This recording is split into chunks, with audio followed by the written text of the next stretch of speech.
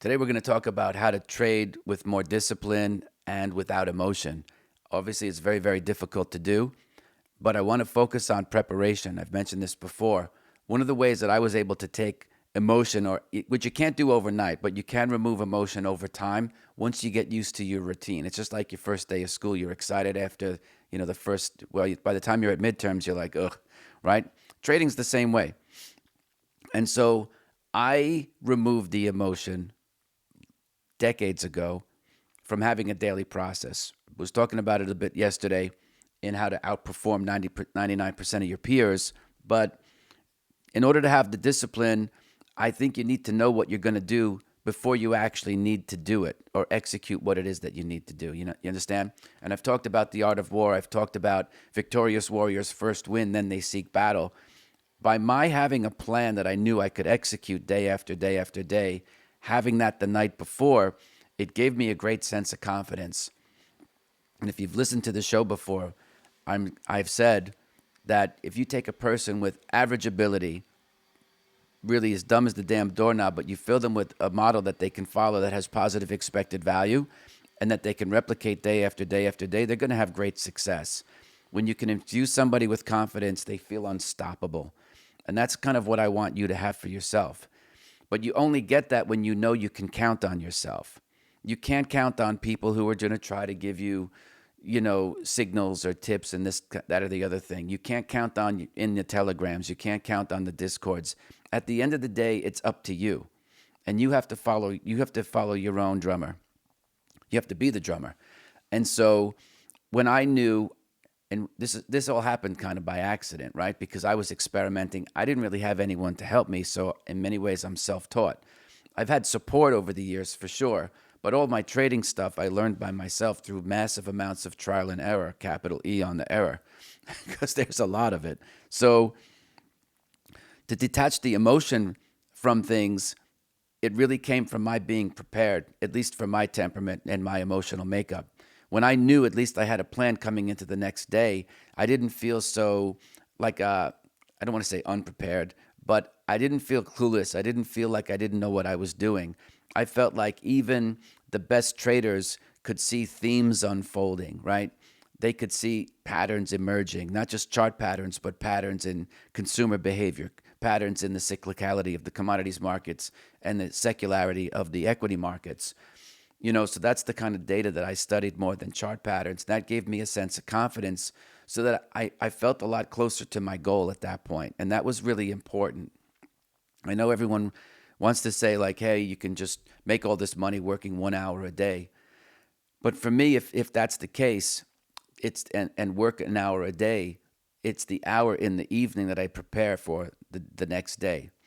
Because now I know always what the worst case is. That to me, I always had to define. I knew that if something was going to win, there is a certain knack to how do you handle winners. I personally think that that's the hardest trade is how do you take winners? When do you know you should take them and not live with regret because then you could see the thing move on, when it happens. It happened to me 2 weeks ago. It's the way it goes. You get knocked out of a trade. You did the best that you could. I did the best that I could. I'll speak for myself. And we can't predict things. So I let go of all the emotion around that I should have some type of predictive ability. And all I knew was like, okay, if the thing's going up here, this is where I want to enter long. I know that's where I could enter my stop. I knew how much money I was going to risk on a per trade basis. Therefore, I could position size and know the number of shares or contracts if I was looking at commodity futures or, puts and calls. And then where's my protective stop? That to me is a complete program to get started, right? Because once you start making money, then you're going to have to apply a little bit of art and science to it. I know a lot of folks like to take things off at 3R. It's probably a good start until after a while when you see things go. If you looked at NVIDIA breaking out at 500 with $15 ATR, if you took it off at 3R, it was a good trade. You made your money, you made 3% or whatever. Or no, you made more than that. But what did you do to get back in after it kept going? So these are the types of issues that I had to deal with and learn about from lots of trial and error and risking real money, not using simulators. Again, I was lucky in that there weren't a lot of simulators around. at the time. I had to kind of create my own macros on Lotus 123 to kind of run the trading rules. So it was such a pain in the ass. But man, I got through it. Um, Having, the discipline to me is like being able to repeat a process day after day after day, even though you don't know, because there's uncertainty. And the uncertainty can hit you a couple of ways.